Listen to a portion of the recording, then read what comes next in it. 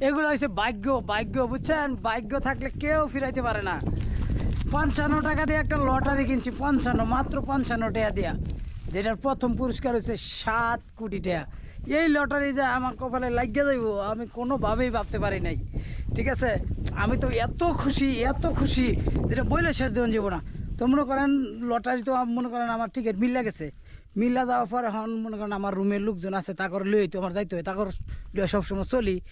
তে একটারে কইলাম তুই রুমে থাক, আর ওই 6টারে মনে করেন যে লয়ে লইলাম যে তোরা লো আমার লগে এত রিটি, হ্যাঁ আমি আনমু, তো একলা একলা কেমনে যামু।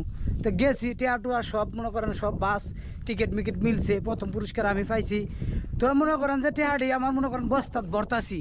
এই সময় ওই যে একটার বাসায় থুয়ে গেছিলাম, এটা আমার কয় এই উঠোস না কে, ডিউটির সময় হয়ে গেছে গা। মেজাজটা কেমন লাগে, টেহাটি বস্তাত বইরা বাসায় আনি, পরে তুই ডাক দে, কয় ডিউটির সময় হয়ে গেছে তাড়াতাড়ি উঠ। মানে এরম সুন্দর সুন্দর স্বপ্ন দেখা এরমভাবে মনে করেন যে লটারি মটারি টিকিট মিকিট সব পাইয়ালাই বড় লোক হয়ে যায়। কিন্তু এই যে কিছু রুমের এই ধরনের লোক আছে না, এগর লাগে আপনি কোনোদিনই বড় লোক হইতে পারবেন না।